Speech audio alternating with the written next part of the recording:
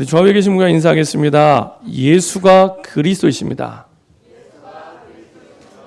우리 한 번 더 인사하겠습니다. 그리스도께서 모든 문제를 완전히 끝내셨습니다.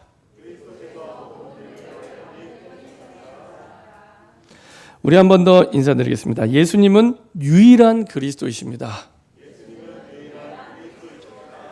네, 계속해서 요새는 월드컵 시즌인 것 같습니다. 계속해서 우리나라 팀이 16강에서 탈락을 했는데도 계속 월드컵에 관한 뉴스들이 나오더라고요. 그런 가운데 이제 손흥민 선수에 대한 이야기들도 이렇게 쭉 얘기를 하는데 보니까 이게 그 아버지 손흥정 씨가 어떻게 손흥민 선수를 훈련시켰는지 그 얘기들을 이렇게 잠깐 쭉 하는데 정말 이렇게 혹독하게 훈련을 시켰더라고요. 혹독하게. 그래서 본인도 이제 프로 선수였다가 부상으로 일찍 아마 운동을 접게 된 것 같습니다. 그래서 아마 더 한을 가지고 아들에게 쏟아부은 것 같습니다. 그래서 이제 어렸을 때 아들이 축구를 좋아하니까 어느 날 이렇게 물었답니다. 축구 좋아하냐고. 좋아한다고.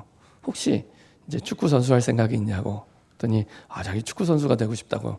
그랬더니 가는 길이 쉽지 않다. 어려운 길이다. 그래도 가겠냐. 그랬더니 이제 그때 초등학생이 뭘 알겠습니까? 그냥 축구가 좋으니까 가겠다고 했는데 진짜 이제 힘든 거예요.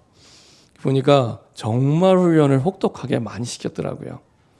이제 그런 가운데 이제 손흥민 선수가 인터뷰하면서 한 가지 소개한 훈련이 그거더라고요. 이렇게 보통 우리는 이제 운동할 때 운동장 한 바퀴씩 이렇게 걷거나 뛰잖아요. 근데 이제 아버지 손흥정 씨가 이제 손흥민을 이제 훈련시킬 때 축구공 있잖아요. 축구공을 가지고 이렇게 발등으로 이렇게 툭툭 차면서 이렇게 이게 한 바퀴씩 두 바퀴씩 돌게 따르더라고요. 근데 이게 쉬운 일이 아니잖아요. 이게 공이 땅에 닿아서 통통 튀기면서 가는 게 아니라 땅에 떨어지면 안 되는 거예요. 공이 리프팅이라고 하는데 계속 발등으로 이렇게 톡톡톡톡 치면서 운동장을 돌아야 되는 거예요. 한 바퀴만 도는 게 아니라 한 바퀴, 두 바퀴, 세 바퀴, 다섯 바퀴, 여덟 바퀴, 열 바퀴 계속 돌아야 되는 거예요. 그리고 예를 들면 한 8바퀴쯤 돌다가 공을 가지고 통통통 튀기다가 땅에 뚝 떨어뜨리잖아요. 그럼 다시 한 바퀴, 두 바퀴, 세 바퀴 하다가 또 떨어뜨리면 다시 한 바퀴, 두 바퀴, 세 바퀴 안 떨어뜨릴 때까지 목표한 그 운동장 바퀴수 돌 때까지 안 떨어뜨릴 때까지 공을 튀기면서 가야 된다 그러더라고요. 초등학교 때. 여러분들 다 하실 수 있죠. 아무도 안 놀라시는데 그렇게 이제 계속 훈련을 했다는 거예요. 그래서 참 쉽지 않겠구나. 이제 지금은 워낙 볼을 잘 차니까 그러다 보니까 이제 어떻게 되냐. 이제 늘 생각하고 마음에 담기고 보는 것들이 다 축구가 된 거예요. 축구 생각하고 축구할 때뿐만 아니라 축구 안 할 때도 축구 생각하고 그다음에 게임을 해도 축구 게임을 하고 그리고 늘 축구 속에서 근데 내가 이제 축구를 생각해야지 하고 축구를 생각하는 게 아니잖아요. 그냥 축구 속에서 삶이 나오는 겁니다. 그걸 보고 24의 삶이라고 얘기합니다. 24의 삶. 내가 기도해야지, 내가 말씀 봐야지 이게 아니라 그 속에서 이제 나오게 되는 거죠.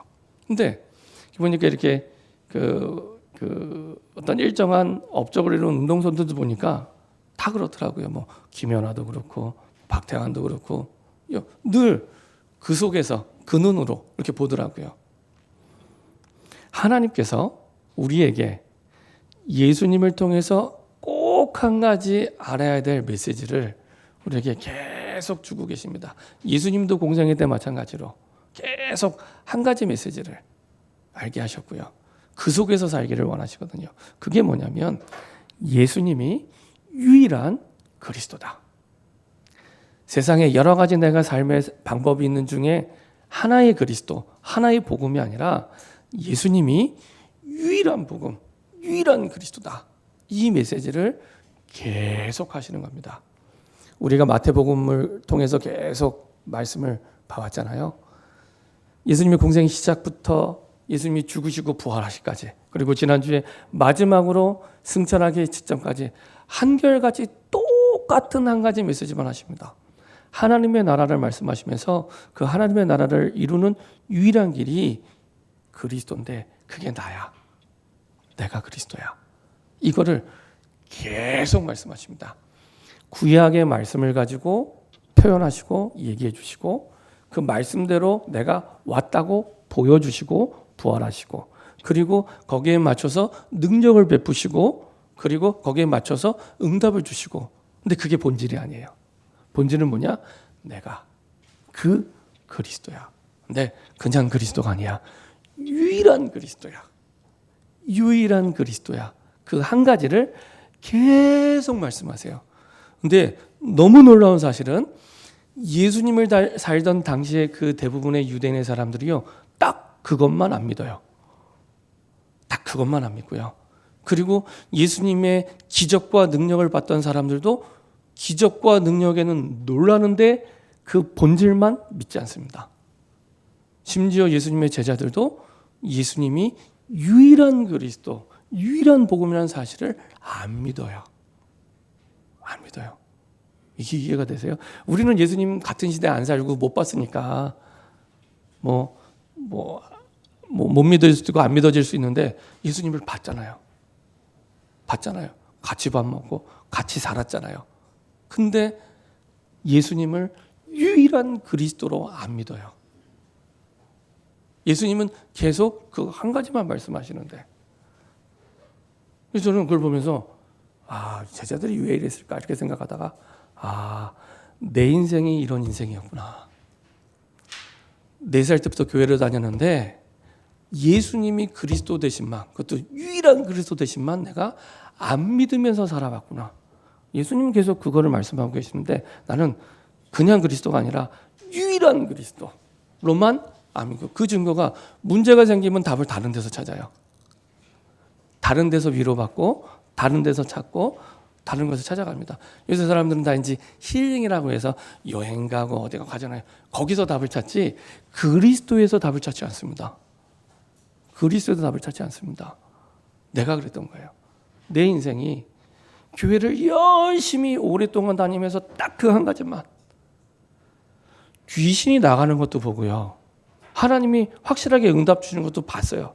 근데 유일한 그리스도라는 그 사실만 안 믿어요. 근데요. 하나님이 중요하게 응답을 주시는 그 고비고비마다 항상 깨닫게 하시는 건 그리스도의 유일성이었습니다. 봐. 내가 진짜 길이지. 내가 진짜 그리스도지. 내가 진짜 복음이지. 항상 그걸 깨닫게 하세요. 그러면 또 한 곱이 넘어가고 또 한 단계 넘어가고 그리고 나서 또 교회는 열심히 다니는데 안 믿는 것처럼 또 살아갑니다. 그러다가 또 정말 어려운 문제를 만났을 때 또 깨닫게 되는 건 봐봐. 내가 그리스도지. 예수님만 유일한 그리스도지. 그걸 또 깨닫게 하세요. 그리고 또 한 곱이 넘어가요. 그러면서 드는 생각은 45년 이상 신앙생활을 해왔는데 45년 동안의 그 신앙생활을 한마디로 표현하면 예수님이 유일한 그리스도 이 한 가지를 깨닫기 위해 지금까지 45년 동안을 인도해 주고 수많은 사건과 일들과 문제 속에서 이 한 가지를 그토록 깨닫기를 원하시는구나. 그렇죠? 이 한 가지입니다. 예수님이 그냥 그리스도가 아니라 유일한 그리스도, 유일한 복음. 그렇죠? 와 있는 외부의 상황과 문제는 아무 상관없습니다. 그때는 다 커 보이고 대단해 보이고 망할 것 같고 그렇지 않습니다. 하나님은 그 문제를 완전히 끝내실 수 있는 전능하신 하나님인데 허락하신 이유는 딱 하나. 2개만 돼도 헷갈리잖아요. 2개만 돼도 딱 하나. 내가 그리스도야. 그것도 유일한 그리스도야. 다른 데서 답 찾지 마. 다른 데서 답 찾으면서 헤매지 마. 고생하지 마. 유일한 그리스도야 내가 유일한 복음이야. 그 얘기를 변함없이 지금까지 계속. 그렇죠? 그리고 조금 그렇지. 예수님이 유일한 그리스도지. 알면요. 이게 아는 게 아니라 그 깊이와 넓이와 높이가 끝이 없어요. 끝이 없어요. 바닷가에 모래알 하나를 붙잡은 것처럼 시간이 흐를수록 그 그리스도의 깊이와 넓이와 높이는 측량할 수 없구나. 너무 그리스도를 너무 모르고 있었구나. 너무 모르고 있었구나. 유일하신 그리스도인데 그 한 가지를 깨닫기 위해서 정말로 오랫동안을 답을 찾게 하셨구나. 다른 데서 답 찾지 마세요. 그냥 편안하게 매번 한 가지만 질문하시면 됩니다. 정말로 예수님이 유일한 그리스도이십니까? 그러면 됩니다. 문제의 종류와 아무 상관없습니다. 사랑과 아무 상관없습니다. 질병의 종류와 아무 상관없습니다. 정말로 예수님이 유일한 그리스도 맞습니까? 그 질문만 하시면 됩니다. 다른 질문 안 하셔도 됩니다. 그렇죠? 예수님이 부활하신 이유도 한 가지. 봐봐, 내가 예언대로 부활했잖아. 그러면서 내가 유일한 구약에서 예언된 그리스도 맞지? 이걸 보여주시는 겁니다. 그러면서 마지막 메시지에도 역시 마찬가지로 사도행전 1장 1절, 3절, 8절 통해서도 사실은 유일한 그리스도 되심을 말씀해 주시고요. 그래서 그것을 말씀하시고 그리고 예수님의 그 제자들이 진짜 예수님을 유일한 그리스도로 믿기로 변화됐던 갈보리 사건과 감람산 사건과 마가다락방의 사건이 지상 최대의 사건인 겁니다. 제자들이 그렇게 평행선을 달리는 것처럼 안 믿다가 드디어 갈보리산 십자가의 사건과 감람산의 하나님 나라의 그 말씀과 40일의 집중과 그리고 마가다락방에 모여서 기도하는 그 사건을 통해서 진짜 믿기 시작한 겁니다. 이전에 그리스도가 아니고 이전에 제자들이 예수님과 같이 살았잖아요.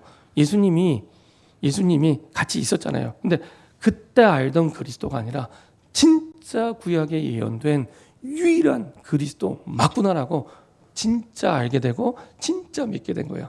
이 성경에서 안다는 표현은요, 이 기노스코라는 표현을 쓰는데 이거는 그냥 우리가 아는 이론적으로 지식적으로 아는 게 아닙니다. 그 성경에서 안다는 표현을 쓸 때는 부부가 부부를 아는 것처럼 그렇게 알 때 안다라고 표현을 씁니다. 부부가 부부를 이게 결혼하기 전에 연애할 때는 아는 듯 모르는 듯 잘 몰라요. 그러다가 결혼하고 나서는 알잖아요. 아직 모르시나요? 결혼하기 전의 모습과는 완전히 다른. 어떤 분은 예수 믿는 사람한테 그 결혼을 안 하려고 특별히 이제 그 교육자한테 목회자한테 시집을 안 하려고 이제 막 버티다가 게다가 이제 어떤 남자를 딱 만났어요. 만났는데 이제 약속을 받았대요. 결혼하면 나랑 같이 예배 꼭 갈 거지? 약속을 했대요. 그럼 예배 드리러 가야지. 결혼하면 나랑 같이 매주 예배 드려야지 약속했대요. 결혼한 다음에 지켰을까요? 안 지켰을까요? 그거 지키는데 15년 걸렸답니다. 결혼하고 나서 15년 걸렸답니다. 15년 동안의 그 삶이 얼마나 쉽지 않은 삶이 됐겠습니까? 그렇죠? 결혼하기 전에 알았던 안개, 그게 아는 게 아니죠. 진짜 내가 보고 확인하고 체험해서 아는. 그렇죠? 교회를 다닌다고 다 구원받는 거 아니고 그리스도 이름을 들었다고 다 구원받는 거 아니잖아요.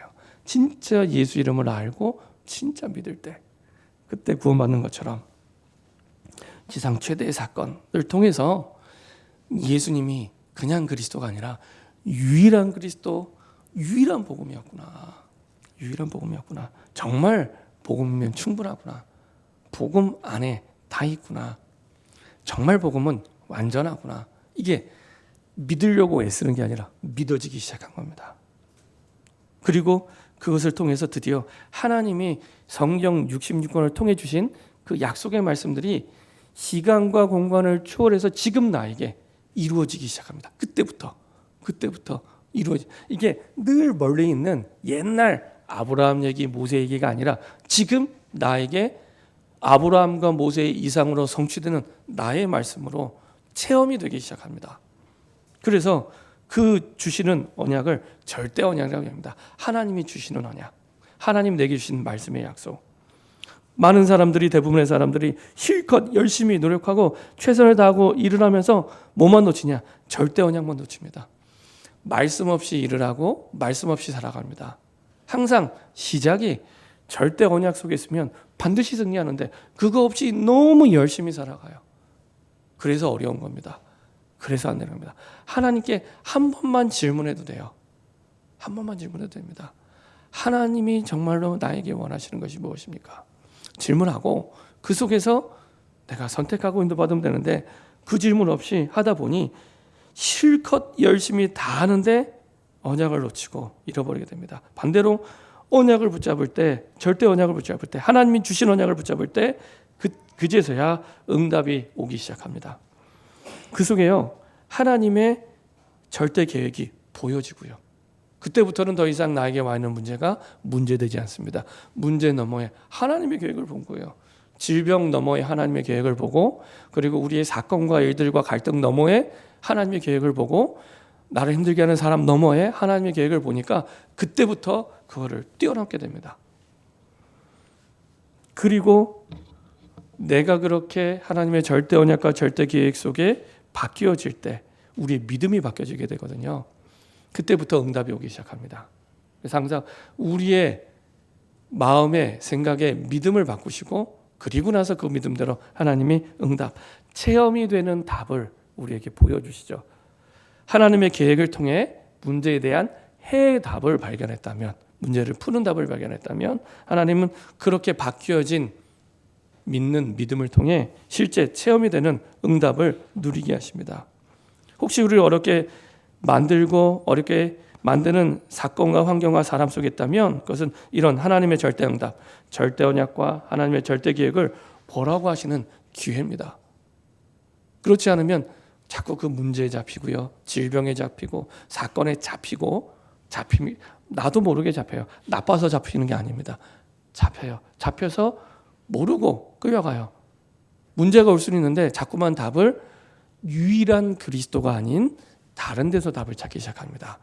예수를 안 믿어도 되는 그런 방법을 자꾸 따라가게 돼요. 그게 하나님이 주신 방법이 아니라는 반증이잖아요. 예수를 안 믿어도 되는 내가 문제의 방법을 찾고 있다면 그거는 예수님을 안 믿어도 되는 방법. 다시 말하면 하나님이 우리에게 주신 방법이 아닙니다. 그렇죠?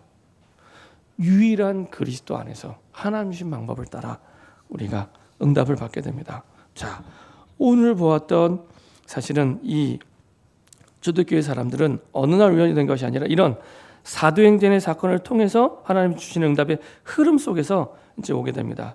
그래서 성령 충만을 입은 베드로와 120명의 성도들에게 하나님은 먼저 사도행전 4장 이전에 2장의 절대 응답의 시간표를 체험하게 하시죠.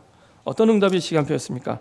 사도행전 2장 1절부터 4절 보니까요, 오순절 날이 이미 이르매, 우연히 어쩌다가 그날이 된 게 아니라 예수님의 죽으시는 그 주간은 6월절 주간이었습니다.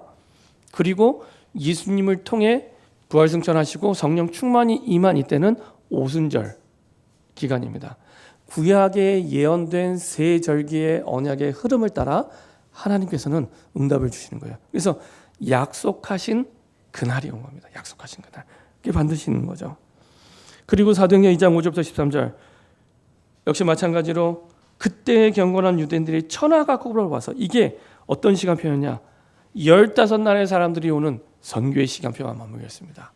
그래서 우리는 그냥 막 인생을 살아가잖아요. 인생을 살아가는데 지난주에 말씀드린 대로 우리 인생은 사도행전 1장 8절의 시간표 속에 우리의 모든 인생이 담겨 있습니다. 단 정도의 차이가 있는 거죠. 예루살렘과 온 유대와 사마리아와 땅끝까지 이르는 세계복음화의 시간표 가운데 어떤 사람은 예루살렘의 시간표 속에 있고, 어떤 사람은 사마리아의 시간표 속에 있고, 어떤 사람은 땅끝의 시간표에 있는, 시간표가 다르지 모든 하나님의 사람들의 시간표는 그 사도행전 1장 8절의 시간표. 근데 그 시간표가 어떤 시간표냐? 선교의 시간표입니다. 그래서 지난번에 말씀드린 대로 계속 대통령 바뀐 이후로 북한의 김정은이 계속 미사일 쏘고 대포 쏘고, 아니 돈도 없다면서 계속 쏴요. 계속 쏘고 있는데 그 전쟁이 아직은 일어날 시간표가 안 된 것은 그 지난번에 안성에 가서 그 예배를 드리면서 예배 끝나고 식사하면서 그 러시아 통역하시는 권사님이 얘기를 해주시더라고요. 그 우크라이나와 러시아 전쟁이 이제 계속되고 있잖아요. 처음에는 금방 끝날 줄 알았대요. 근데 이게 계속되는 거예요. 그리고 얼마 전에는 러시아 본토에도 이제는 드론 이제 폭탄이 떨어졌잖아요. 이전에는 본토에 공격을 안 했는데 러시아 본토에도 이제 폭탄이 떨어지면 공격을 해요. 그러니까 이제 러시아에 있는 고려인들이 불안해지기 시작한 거예요. 근데 러시아에 있는 고려인들은 경제적으로 좀 여유가 있는 분들이랍니다. 이 러시아에 있는 고려인들이 좀 불안해지면서 이제 좀 재산을 정리하고 한국으로 와야겠다 생각을 한대요. 그래서 한국으로 올 준비를 한다 그러더라고요. 그 얘기를 들으면서 하나님이 말세지 말의 세계복음화의 시간표 속에서 러시아와 이 러시아 주변에 있는 나라 복음화를 두고 한국으로 부르시는구나. 한국으로. 그러니까 우크라이나랑 러시아랑 전쟁하는데 말이 통해요. 말이 통해요. 사실은 나라는 다른데 문화가 같고 말이 같아요. 그러니까 러시아어를 할 수 있는 복음의 답을 가진 사람들이 일어나면 그 주변 나라를 얼마든지 살릴 수가 있는 겁니다. 그래서 그 러시아에 있는 고려인들이 한국에 온다 그러더라고요. 제가 그 얘기 들으면서 아직 전쟁이 일어날 시간표는 아닌가 보다 그런 생각이 들더라고요. 왜냐? 세상의 모든 시간표는 위정자들이 움직이는 것처럼 보이지만 그렇지 않습니다. 딱 성교의 시간표 속에 있습니다. 딱 성교의 시간표 속에 있습니다. 내 인생의 시간표도 딱 성교의 시간표 있습니다. 우리 뭔가 열심히 하잖아요. 막 직장에서 일도 하고 직장에 들어가고 공부도 하고 막 하잖아요. 근데 딱 성교의 시간표 속에 있습니다. 거기에 따라 모든 것들이 움직여지는 겁니다. 이거를 알게 될 때요. 한 번도 가보지 않은 인생을 우리는 모르면서 가기 때문에 두렵거나 불안한데 이제는 알고 누리면서 가게 됩니다. 내 시간표를 알기 때문에 내가 지금 뭘 해야 되는지를 알고 가는 거예요. 그렇죠? 선교의 시간표 속에 있습니다. 그리고 드디어 이제 베드로가 성령 충만을 받고 첫 설교를 시작합니다. 그게 이제 사도행전 2장 14절부터 21절이죠. 그러면서 하나님이 베드로와 11사람과 함께 소리를 높여 이르되 유대인과 예루살렘 사는 모든 사람들아 이를 너희 알게 할 것이니 내 말에 귀를 들으라. 때가 제3시니 너희 생과 같이 이 사람들이 취한 것이 아니라 이런 것 선지자 요엘을 통하여 말씀하신 것이 이뤘을 때 하나님이 말씀하시기를 언약대로 지금 응답이 이루어진다는 것을 확인시켜 줍니다. 봐봐, 우리가 갑자기 술 취한 사람처럼 일어나서 얘기하는 게 아니라 구약에 이때는 신약 성경이 없을 때입니다. 그러니까 구약에 예언된 대로 지금 우리가 성령 충만을 받은 거야. 그래서 구약에 있는 말씀을 얘기해 주죠. 요엘서에 있는 말씀을 얘기를 해줍니다. 그래서 증명해 보이죠. 하나님이 봐봐 언약대로 되잖아. 말씀대로 되잖아. 말씀 따라 응답의 시간표 가고요. 사도행전 2장 41절부터 42절에 보니까 이렇게 표현합니다. 그 말을 받은 사람들은 세례를 받으니 이날의 신도의 수가 3천이나 더하더라. 이전 번역에 보면 제자의 수가 3천이나 더하더라. 이렇게 표현하고 있습니다. 제자가 3천 명이 일어나면요. 그 당시 예루살렘 인구가 5만 명에서 6만 명인데 거의 대부분의 사람들이 복음을 들어본 거예요. 그러니까 예루살렘 한 도시가 완전히 뒤집어지는 역사가 이 속에서 일어나게 됩니다. 절대 불가능했다는 일이 가능하게 일어나는 시간표가 되는데 이 시간표가 어떤 시간표냐? 그리스도의 유일성의 답을 가진 제자가 일어나는 시간표. 그렇죠? 그날이 일어나게 된 겁니다. 그리고 거기서 끝난 것이 아니라 2장 46절부터 47절 보니까 날마다 이렇게 표현합니다. 47절에도 주께서 구원받는 사람을 날마다 더하게 하시니라. 그리고 나서 보니까 하나님께서 살아가게 하시는 우리의 모든 날들, 모든 사건들, 모든 만남들이 이게 하나님이 우리에게 주시는 응답이었구나. 그래서 날마다 모든 것들이 다 응답인 거예요. 거기에 좋은 일도 있고 안 좋은 일도 있고 쉬운 일도 있고 힘든 일이 있는데 이 모든 게 하나님이 나에게 응답으로 허락해 주신 거예요. 이게 언제 보이냐? 그리스도를 유일성의 그리스도로 믿기 시작할 때. 그리스도를 옛날에 그냥 그리스도 이게 아니라 유일성의 그리스도로 믿기 시작할 때 보여지기 시작합니다. 그래서 그 구원의 시간표가 날마다 그 현장에서 지금 제자들이 예루살렘을 떠난 게 아니라 지금 그 현장에서 하나님이 시작하시죠. 그랬더니 사도행전 3장에는 드디어 사람들이 부인할 수 없는, 아무도 막지 못하는 복음의 능력을 보여주십니다. 안진뱅이가 일어나는 걸 통해서 그 누구도 해낼 수 없는 일을 하게 하시면서 복음의 능력을 보여주시죠. 그 시작은 사도행전 3장 1절입니다. 제9시 기도 시간에. 그렇죠? 우리나라 시간으로 하면 오후 3시. 그래서 유대인들은 보통 하루 3번 정해진 시간에 자기 기도하는 시간을 다 가지고 있어, 그런 규례를 가지고 있습니다. 아침 예배 드릴 때 아침 예배 시간, 그리고 이제 벌써 제9시 기다는 이제 저녁 예배 드릴 시간입니다. 이스라엘 백성들에게는. 그래서 오후 시간, 그리고 나중에 이제 해지고 나서의 마지막 시간. 그래서 하루 3번을 이제 예수님을 믿지 않아도 원래 유대인이라면 이제 늘 기도를 해야 되는 시간이에요. 근데 이제 복음 가진 이 베드로와 요한이 늘 기도하던 자기 규례에 맞춰서 평상시 기도하던 대로, 그렇죠? 그래서 갑자기 기도한 게 아닙니다. 갑자기 안진뱅이를 일으켜야겠다는 목적을 가지고 기도한 게 아닙니다. 평상시에. 그래서 우리가 평상시에 기도하는 게 너무 중요합니다. 평상시에 기도하는 가운데 하나님이 응답의 시간표, 누구도 해결하지 못하는 응답의 시간표를 주시죠. 그래서 진짜 그리스도의 유일성을 믿는 믿음을 가진 사람이 예배와 기도를 할 때, 이거는 완전히 다른 예배와 다른 기도가 됩니다. 이전에 드리던 예배가 아닙니다. 다른 예배와 다른 기도가 됩니다. 그래서요, 성경에서 한번 그리스도를 유일성을 믿는 사람들이 예배 드릴 때 어떤 일이 일어나는지 한번 확인해 보세요. 그리스도를 유일성 믿는 사람들이 기도할 때 어떤 일이 일어나는지 한번 보세요. 완전히 다른 그 역사가, 주님이 원하시는 그 응답과 그 역사가, 그리고 믿을 수 없는 절대 불가능을 가능으로 바꾸는 하나님의 역사가 그때 일어나게 됩니다. 그때 대표적인 게 사무엘상 7장에 보면은 사무엘이 블레셋이 쳐들어올 때 민족 앞에서 예배를 드립니다. 그것도 번제를 드립니다. 번제. 그리스도를 유일성의 언약으로 믿고 번제를 드리죠. 그 믿음의 증거가 뭐냐? 군대가 쳐들어오는데 군대를 모아서 싸운 게 아닙니다. 우리 상식에는 군대가 쳐들어오니까 군대를 모아서 싸워야 되는 게 우리 상식인데, 그렇게 싸운 게 아니라 예배를 드려요. 우리가 해결할 수 없는 문제를 만났을 때 그 문제를 대항해서 싸우는 게 아니라 그리스도의 유일성의 언약을 붙잡고 예배 드릴 때, 그때부터는 하나님이 싸우기 시작합니다. 그래서 하나님께서 블레셋과 싸우기 시작합니다. 누가 이기겠습니까? 백전백승이죠. 하나님이 이기죠. 그렇죠? 하나님이 싸우시는 싸움이 됩니다. 그리고 하나님이 끝까지 완전히 책임지시는데 구하지 않은 것까지 회복시켜 주십니다. 그렇죠?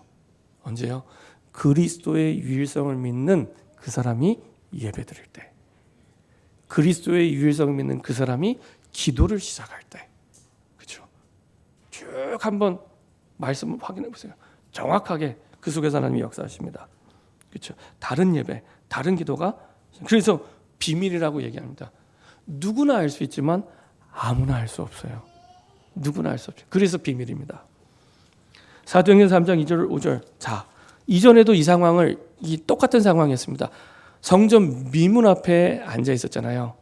신학자들의 얘기에 의하면은 그 이방인의 뜰과 여인의 뜰 사이에 그 안진뱅이가 앉아 있었다고 합니다. 성전 안에 여인의 뜰과 이방인의 뜰이 있는데 그 사이의 문 앞에 이 안진뱅이가 앉아 있었다고 합니다. 근데 이거를 베드로와 요한이 처음 본 게 아니잖아요. 유대인들은 의무적으로 매주마다 예배드려야 되기 때문에, 그렇죠? 특히 오늘 이 안진뱅이 같은 경우에는 매일 그 자리에 앉아있던 사람입니다. 모를 수가 없어요. 그 말은 똑같은 상황이었습니다. 그래서 나면서 못 걷게 된 일을 사람들이 메고 오니 이는 성전에 들어가는 사람들에게 구걸하기 위하여 날마다 미문이라는 성전문에 두는 자라. 근데요, 상황은 똑같은 상황인데 눈이 바뀐 겁니다. 어떻게 해요? 그리스도를 유일성을 가지고, 그리스도를 믿는 믿음이 유일성의 믿음을 가지고 바라보니 다르게 보이기 시작하는 거예요. 아, 이 안진뱅이의 문제가 그 당시 사람들이 안진뱅이를 이 앞에 갖다 주어도 목적, 은과 금을 얻는 거, 그거 문제 아니구나. 그거 문제라고 생각을 했거든요. 이 사람은 안진뱅이니까 그래서 돈이 없어. 그래서 돈만 있으면 살만해. 그래서 돈이 문제야. 그래서 그 자리에 있는 거거든요. 근데 그거 문제 아니라는 겁니다. 그리고 안진뱅이잖아요. 그거 문제 아니라는 겁니다. 눈이 바뀐 거예요. 베드로와 요한의 실력이나 능력이 바뀐 게 아닙니다. 실력이나 능력이 바뀌었으면 우리가 뭔가 준비를 해야 돼요. 실력이나 능력이 바뀐 게 아니라 그리스도를 유일성으로 믿는 믿음으로 보니 눈이 바뀐 겁니다. 상황은 똑같아요. 근데 응답은 가장 바르게 일어나게 됩니다. 그렇죠? 그래서 사도행전 3장 6절 10절 6절부터 10절 보니까 베드로가 이르되 은과 금은 내게 없거니와 내게 있는 이것을 내게 주노니 나사렛 예수 그리스도 이름으로. 그렇죠? 나사렛 예수 그리스도 일어나 걸으라 하고. 그 당시 나사렛이라는 동네는요 비천한 동네입니다. 너희들이 우습게 생각하고 비천하게 생각하고 가난하게 생각하는 그 동네 출신 예수 그리스도입니다. 그 동네 출신. 그러니까 그 당시 유대인과 대제사장들의 생각을 완전히 뒤집는 말을 하는 겁니다. 그 비천한 곳 출신 예수 그리스도의 이름으로 일어나 걸으라. 근데 안진뱅이가 일어난 겁니다. 근데 그게 목적이 아닙니다. 그 뒤에 하나님은 안진뱅이의 본질을 회복시킵니다. 본질이 뭡니까? 뛰어서서 걸으며 그들과 함께 성전으로 들어가면서 걷기도 하고 뛰기도 하며 하나님을 찬송하니 모든 백성이 그 걷는 곳과 하나님을 찬송하를 보고. 안진뱅이가 하나님을 만나고 이전까지 한 번도 들어가지 못했던, 근데 가장 안타까웠던 그 성전에 들어가서 예배드리는 거예요. 나를 살리신 그리스도의 이름으로 유일성의 그 복음을 가지고 예배드리는 겁니다. 이게 안진뱅이를 향한 본질인데 그 누구도 안진뱅이에게 이 얘기를 안 해준 거예요. 은과 금은 얘기해주고 안진뱅이 아는데 못 해주고. 그렇죠? 근데 진짜 본질을 회복하는 이 얘기를 안 해준 겁니다. 그렇죠? 상황은 똑같은데 눈이 바뀌었을 뿐인데 가장 바른 응답, 본질을 회복시켜 주십니다. 자, 아무도 막지 못하는 복음으로 말미암아 아무도 막지 못하는 복음의 능력이 나타나게 되죠. 그래서 이제 예루살렘 전역에 들불처럼 복음 운동이 일어나기 시작합니다. 이 안진뱅이는 예루살렘 전체에 누구나 아는 사람이에요. 누구나 아는 사람. 그렇죠? 이 안진뱅이는요, 전도할 때 말 안 해도 돼요. 그냥 일어나 서 있었만 돼도 증인입니다. 증인. 일어나 서 있어, 그냥 서 있기만 해도 돼요. 부인할 수 없는 증거를 보게 된 거예요. 그랬더니 4장 1절부터 4절에 보니까 드디어 사람들이요, 말씀을 들은 사람 중에 믿는 자가 많으니 남자의 수가 약 5천이나 되었더라. 그때 당시에는 사람 숫자를 낼 때 아이들과 여자의 숫자를 안 셌어요. 그리고 남자의 숫자만 세는데 남자의 숫자만 5천. 그럼 아이들과 그 다음에 그 여자들 포함하면 그 이상의 많은 사람들이 이제는 예수 믿고 돌아오기 시작합니다. 그렇죠? 이런 계속되는 복음을 전달하는 전도운동들이 들불처럼 일어나기 시작합니다. 그렇죠? 이때 이걸 가장 시기하고 질투하는 사람들이 있는데 그게 그 당시에 이 유대를 사로잡고 정치와 경제를 사로잡고 있던 제사장들과 사두개인들이었습니다. 그래서 4장 1절 2절에 보면 사도들이 백성에게 말할 때 제사장들과 성전 맡은 자 주로 사두개인들입니다. 사두개인들이 이르러 예수 안에 죽은 자의 부활이 있다고 백성을 가르치고 전함을 싫어하여 그들을 잡음의 날이 이미 저물었으므로 이틀을 가져왔으나 이제는 이제 본격적으로 핍박이 시작되는 겁니다. 그러니까 이 지역에서 내가 최고고 내가 힘 있는 자인데 나보다 더 큰 세력이 일어나는 거예요. 그걸 가장 두려워하거든요. 그러니까 이제 이 사람들 잡아가두기 시작합니다. 보통 이게 중국 공산당 같은 경우 똑같아요. 이게 가장 중국 공산당이 두려워하는 건 중국 공산당보다 더 큰 세력이 일어나는 거. 종교 세력이든 정치 세력이든 일어나게만 다 잡아가두잖아요. 마찬가지로 이 제사장들과 사두개인들이 잡아가두는 겁니다. 사두개인들은 지금 이 당시에 정치와 경제를 꽉 잡고 있기 때문에 부활을 믿을 이유가 없어요. 부활이란 말은 죽음 이후의 세계잖아요. 그 믿을 이유가 없네요. 지금이 너무 좋은 거예요.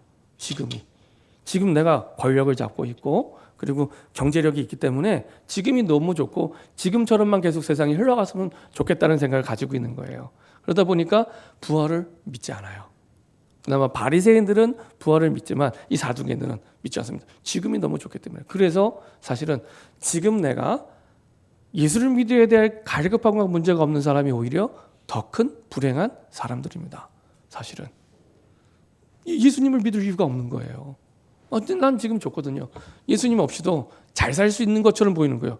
찾아오는 영적 문제는 해결이 안 돼서 계속 어려움을 당하는데 그냥 내가 너무 좋은 거예요. 예수 믿기가 더 어려운 거예요. 그걸 보고 저주 재앙이라고 얘기합니다. 그게 진짜 저주요 재앙입니다. 사두개인들이 그랬습니다. 대제사장들이 그랬습니다. 그래서 예수님의 부활, 그렇지 않아도 부활을 하고 있는데 자꾸 예수님의 부활을 자꾸 떠드니까 얼마나 화가 나겠습니까? 그래서 잡아가두기 시작한 겁니다. 자, 사도행전 4장 5절부터 11절을 보니까 이 대제사장과 바리새인들은 다양성을 믿는 사람입니다. 제일 듣기 싫은 얘기가 그리스도의 유일성입니다. 그거 말고 좀 딴 얘기를 하면 좋겠는데 자꾸만 그 얘기만 하는 거예요. 그것만 얘기하는 거예요. 그게 답이라고 얘기하는 거예요. 근데 대제사장과 이 사두개인들은 이제 좀 다양하게, 적당하게 이렇게 얘기를 하는 겁니다. 그래서 이튿날 관리들과 장로들과 서기관들이 예루살렘에 모였는데 대제사장 안나스와 가야바와 요한과 알렉산더와 및 제사의 문중이 다 참여하여 사들과 가운데 세우고 묻되 너희가 무슨 권세와 누구의 이름으로 일을 행하느냐. 사람들의 구원에 아무 관심이 없습니다. 누구의 힘으로, 권세, 그리고 무슨 능력으로, 그렇죠? 무슨 권세로, 그렇죠? 우리들이 허락 안 했는데 이러면서, 그렇죠? 거기에 대해서 베드로가 정확히 대답하죠. 만일 병자에게 행한 착한 일에 대하여 이 사람이 어떻게 구원을 받았느냐고 오늘 우리에게 질문하면 답이 다르죠. 자기 관심 따라 답을 얘기하게 되어 있습니다. 사두개인들과 대제사장들은 누구의 권세로? 그거 관심이거든요. 근데 베드로는 그거 관심 없어요. 왜? 예수 이름이 최고의 권세니까. 그거 관심 없고 구원에 대해서 다시 얘기를 해줍니다. 그래서 유일성에 대해서 다시 한번 얘기를 해주죠. 그래서 사도행전 4장 12절 다른 이로서는 구원을 받을 수 없나니. 다른 길 없어. 혹시 문제 와서 다른 길 없어.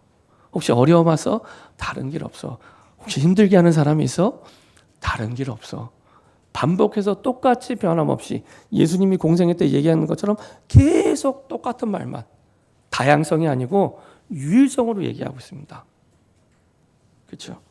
다른 이로서는 구원을 받을 수 없나니 천하 사람 중에, 하늘나라의 인간 중에 구원을 받을 만한 다른 이름을 우리에게 주신 일이 없음이라 하였더라. 너희 이름, 너희 권세, 그걸로 구원받을 수 없어.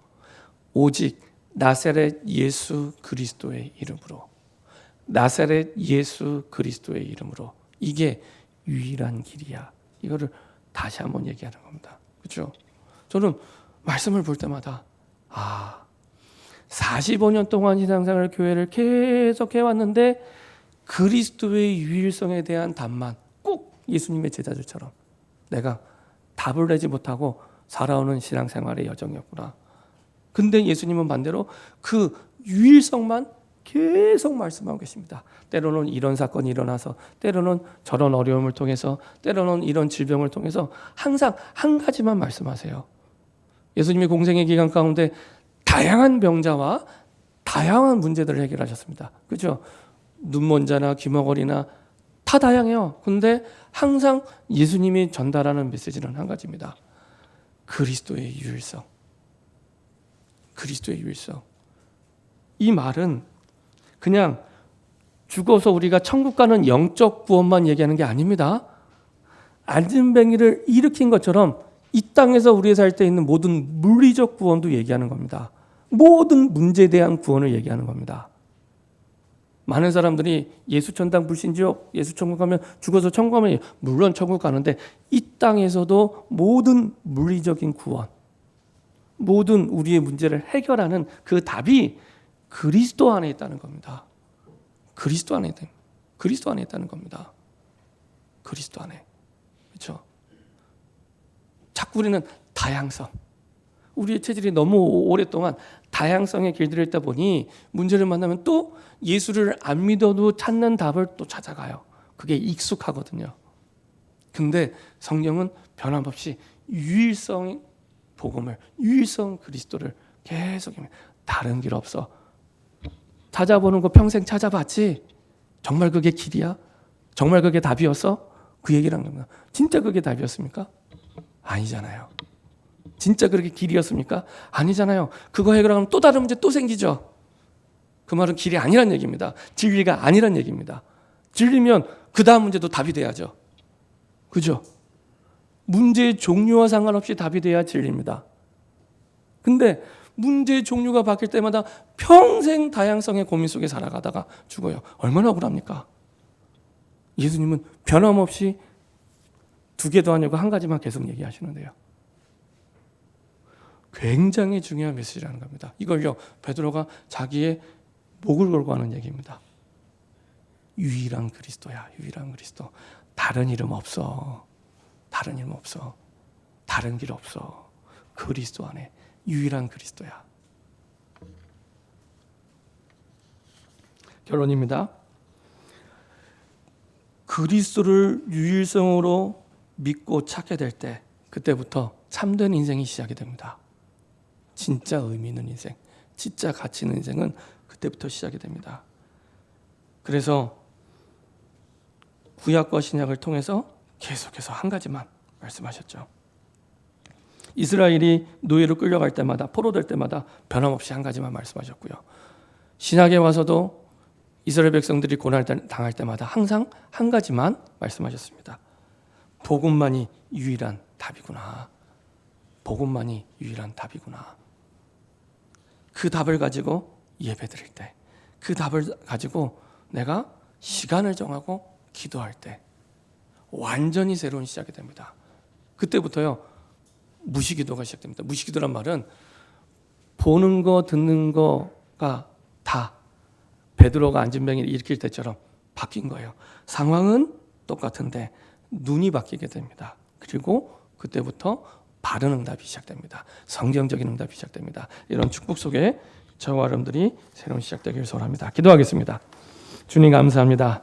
다른 이로서는 구원을 받을 수 없나니 그리스도의 유일성에 분명한 답을 확신하고 확인하고 확신하는 새로운 시작이 되게 하여 주옵소서. 감사드리며 주 예수 그리스도의 이름으로 기도합니다.